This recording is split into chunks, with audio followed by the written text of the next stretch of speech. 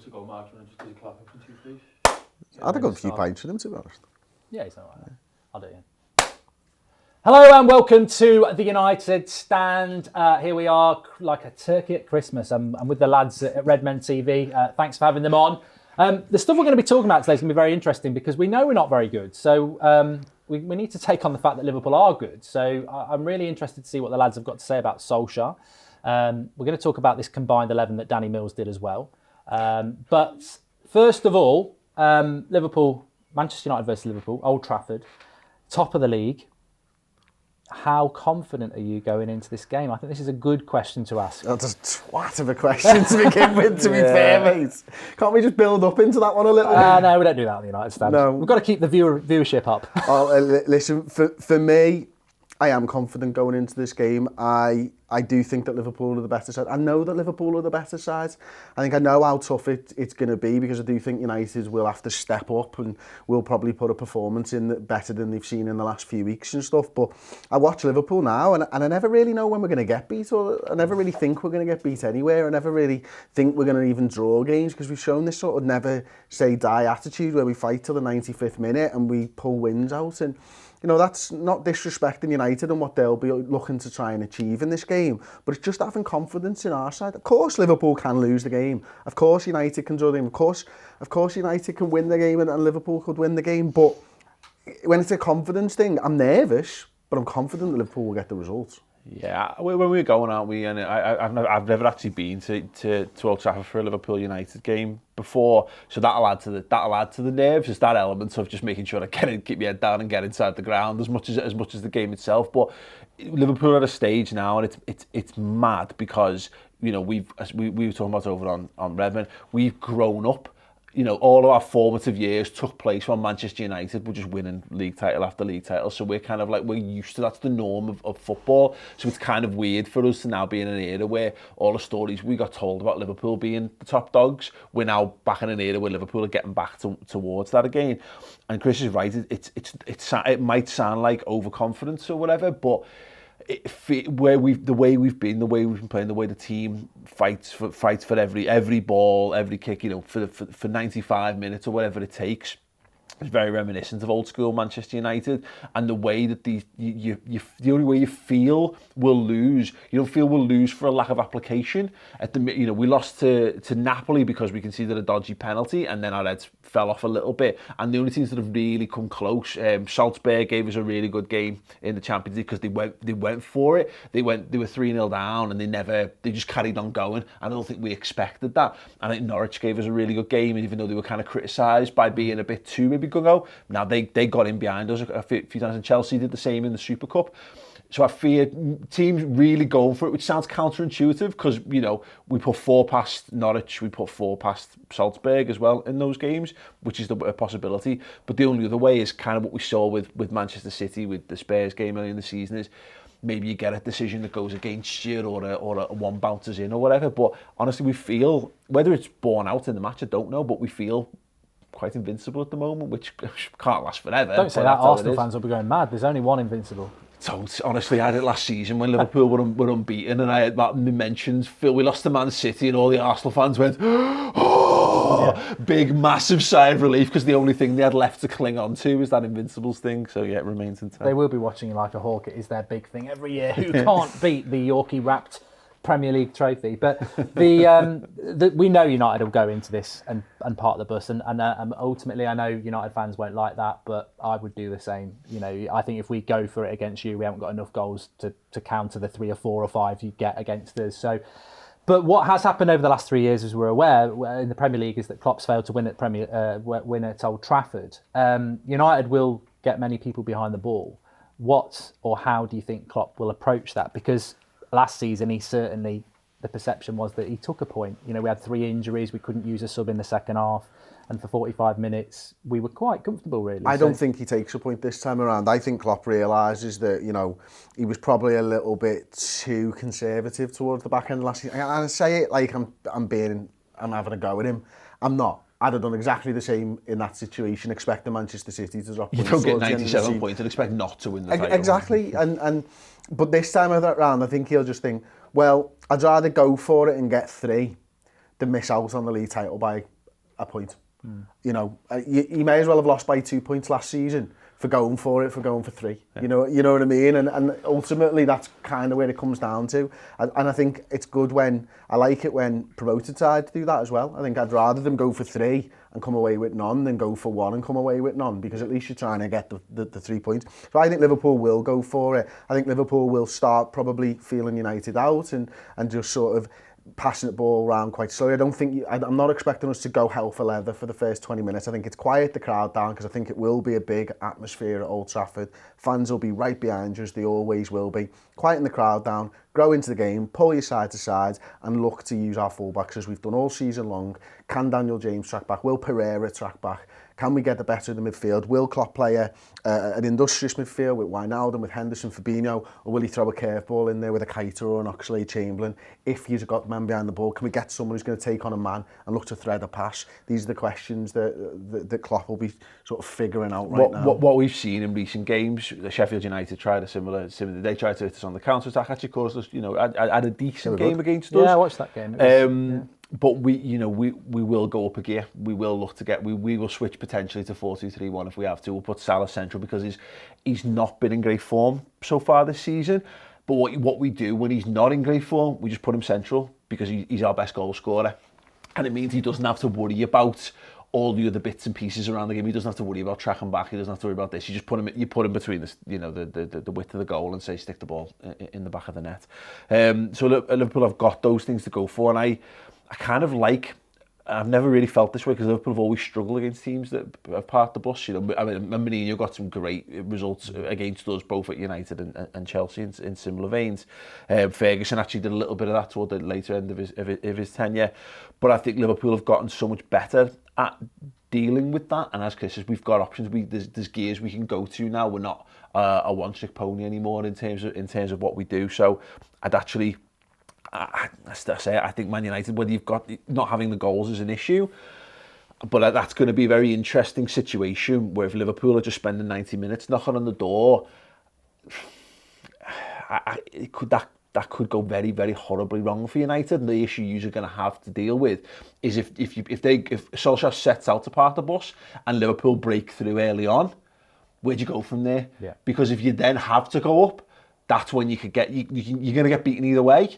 And are the fans able to deal with this notion of, hang on a second, you're treating yourselves as second best against Liverpool because you've got a fan base that have grown up with you being the best, and that's a very bitter pill to swallow. I think it's going to be really interesting. I mean, it makes me cry that you say, do we bring a Keita or an Oxlade-Chamberlain in? Because I look at our midfield and I think, bloody hell, this is why we're in this situation we're in. The midfield's not good enough. But I think you're right. I think if Klopp comes into it and says, look, 20 minutes, silence the crowd, sit back, we're comfortable with what we do, it's a 90-minute game, it will frustrate our crowd. And as much as I feel that, yeah, we've got to park the bus and a point would be a good point, it is Manchester United.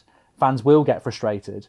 And that is the advantage to Liverpool as to how they approach it, because we've got to have something that we do on the attack. Now, that something to me would be moving the ball quickly to a Martial, a Daniel James, a Rashford, and trying to exploit the spaces that you leave.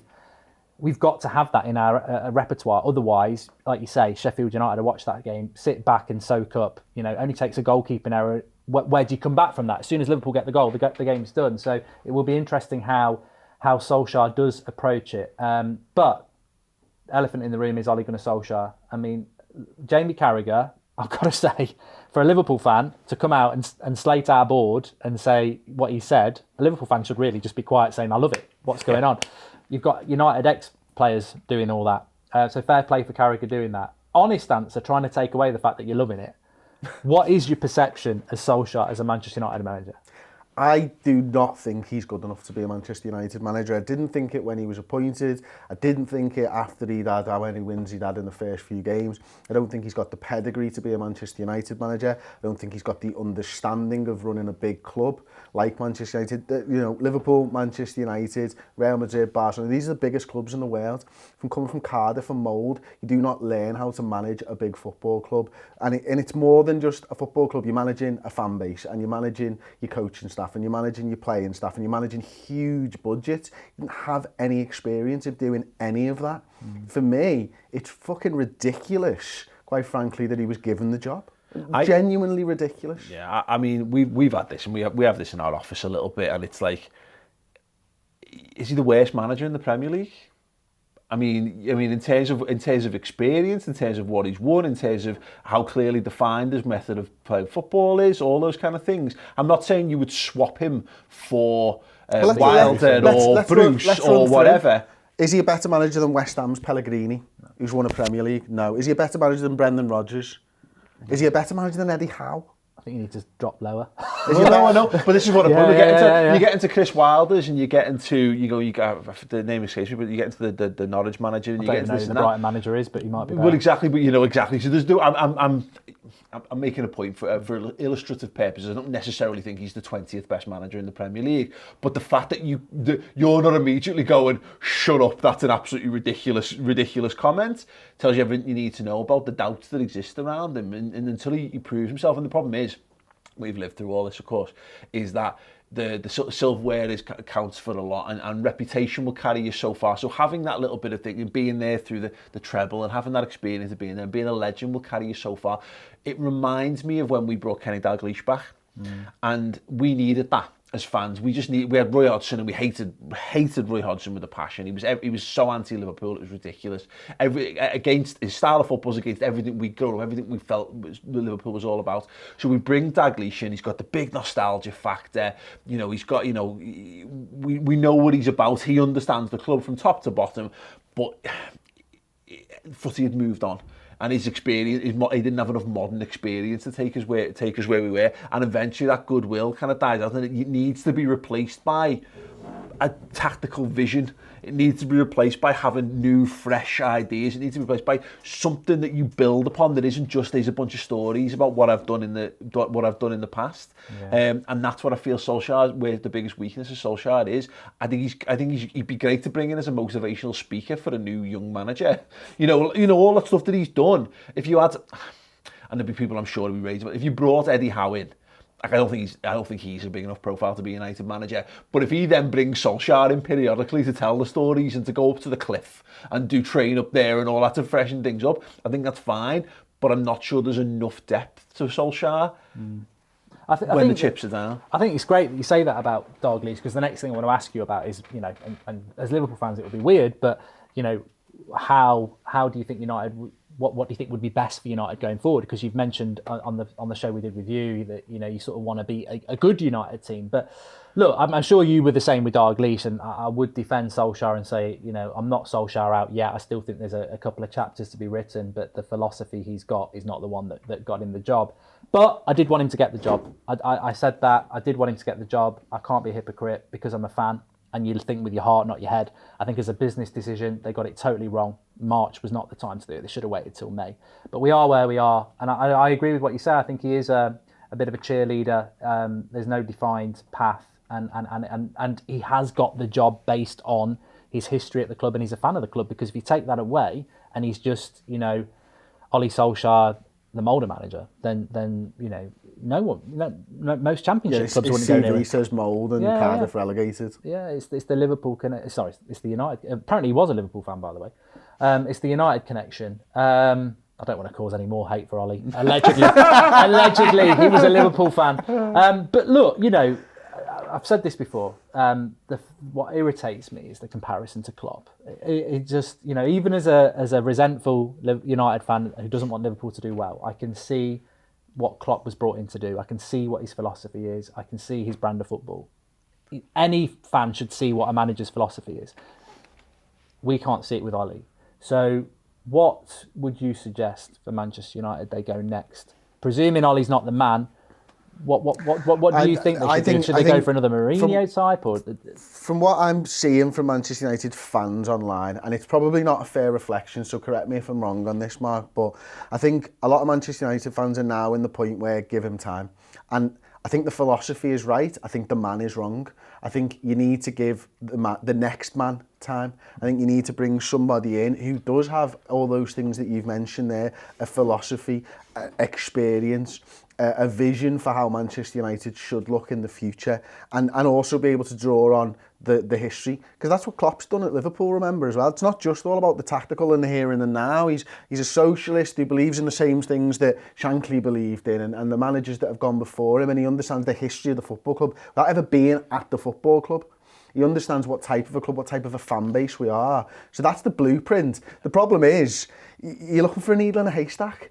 You know, we got really lucky with Klopp because he was out of work and Brendan Rodgers was shit at the time, and we got rid of him and we brought him in a thing.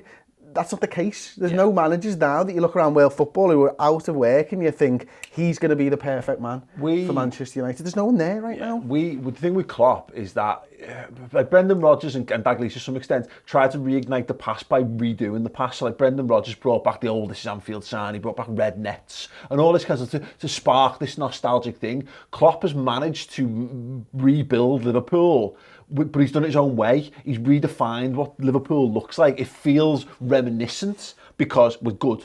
You know what I mean? And there's people singing, there's, you know what I mean? The fans are all bought in and there's a great atmosphere around it. But he's not done it by dusting off this old book and following the plan that was laid out in years gone. He's put his own personality in, and Man United need a bit of that.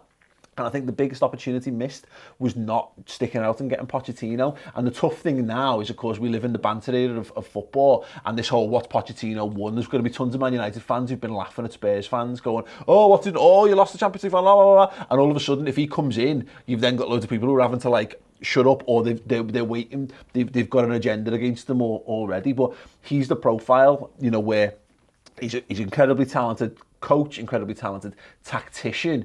He's ready for a bit more of a step up, a little bit more money available to him, etc., etc. Someone like that, you know, because the alternative is like the problem with the Mourinho thing was, and I said this for years, he was a Hail Mary.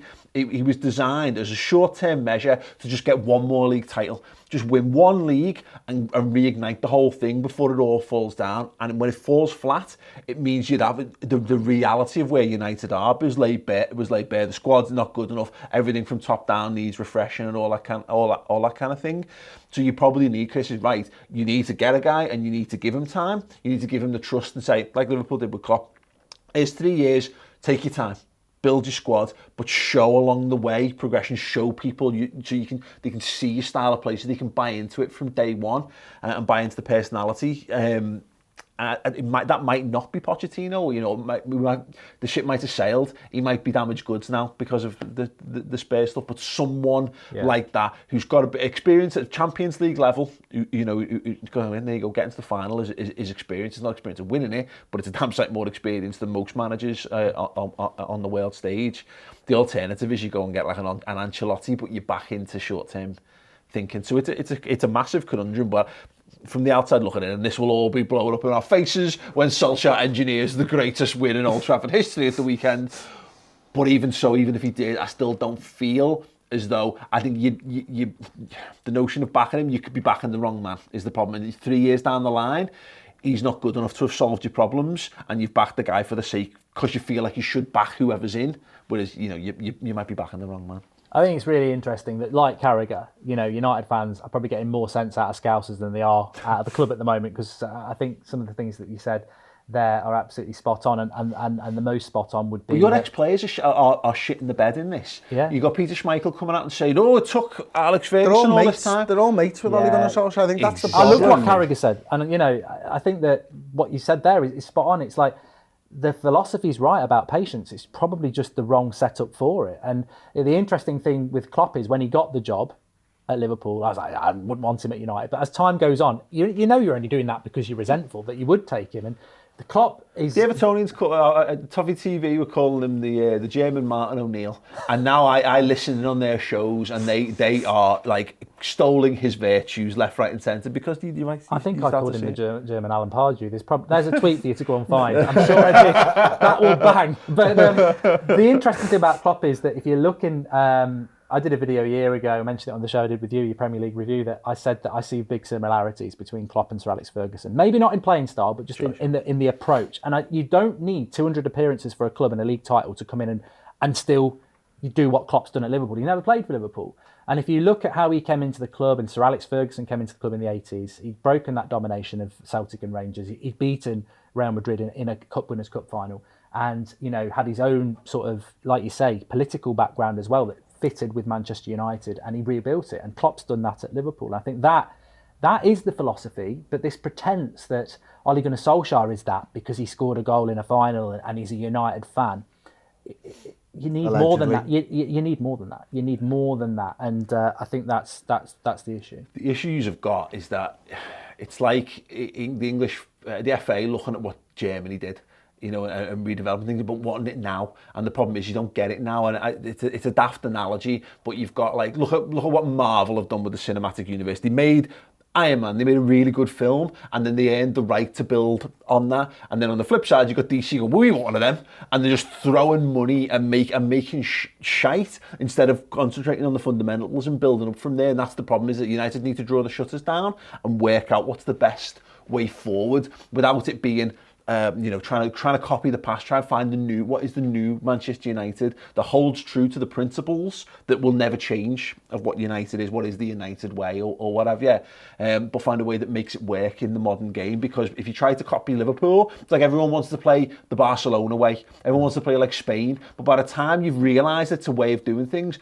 football's moved on, you're copying something that's going to be 5 years figured out. By the time you get to that stage, you need to find your own new identity. One of the for me, I struggle to think of who would be a great Manchester United manager right now, because I think a lot of them are in jobs. One of the managers that I really like, and I have done for ages, and I think he's absolutely fantastic, is Diego Simeone, but he'd be a terrible fit for Manchester United. Too defensive, isn't it? Exactly, and I think of United under Ferguson. He'd be bad for Liverpool as well. He'd be bad for Liverpool, he just wouldn't fit. But maybe Chelsea might fit, for 2 seasons. For 2 seasons, and that's probably what they're looking for.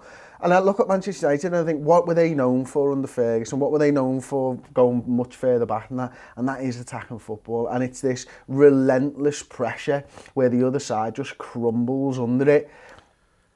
Does Ole Gunnar Solskjaer's side have an inkling of that Manchester United way? For all the history and for all the time he spent at the football club, I haven't seen a performance this season that reminds me of those times. Pep Guardiola, isn't it? It is. Pep Guardiola's probably the one. Yeah. Well, having said that, I think probably Klopp. I think Klopp's style of football would suit United, and Pep's is probably a little bit too possession based. Pep Guardiola is the more corporate version of Jurgen Klopp. Like, Klopp loves story, he loves getting his hands dirty, he loves the more colloquial side of things. United, and it was how he was sold to him. It's the famous story about he was sold it on being like Disneyland, whereas he never wanted that. He wanted something that he could really get involved in. Fucking Gulliver's World. Well, yeah, exactly, yeah. But whereas Pep Guardiola, the Bayern Munich thing, the Barcelona, Bayern, Man United fit, but that's the problem, is he missed out on that, in that it being that tail off period post Ferguson, really. I can't say I'm upset by any of this, by the way. No. I'm trying to be as objective. I'm just glad you're being objective. But there'll be people watching going, "Oh, I can't believe we're just talking about Klopp as a United manager." But I think that the reason I'm doing that is because you've got to appreciate that we are as low as we've been, and also this thing that really irritates me is this talk of patience. When patience and future, you only ever live in the present. If you want patience and you want a future, it's got to be in the present. Like, you've got to have the building blocks. And I think whether it was Klopp going in there or Pep going in here or Sir Alex in '89, from day one you were given something to sort of go, okay, that's going to grow. What we've got with Ollie is they want the patience, they want the future, but there's nothing here. Where is the thing that we're growing then? Oh, it will come in the future, and the future never comes. And I think that's the problem. You need evidence. You need to get something to back, and it can't just be, we like this person. That's a part of it, because you need to like your manager. Liverpool and Man United, I think, are very similar. We like to deify our managers. I don't think you've had anyone worthy of that role since Ferguson left. And but you need to see along the way. I keep saying it to the Evertonian lads. You see, you don't truly realise it at the time, but also you kind of do. You need games to hang your hat on and go, that. We want more of that, and then you need to see more and more frequently, better. You need players that fit what you do, and it's going to take patience. As I say, it might be right to be patient with Ole Gunnar Solskjaer. He might be the right man. Probably My not. suspicion is he's probably not. Yeah, and it's funny because even in that first 3 months, I think a United fan would struggle if I said, tell me a performance even in the first 3 months that you hang your hat on and go, we want more of that. But Paul, you did say maybe against Liverpool at the weekend, this can be the defining result.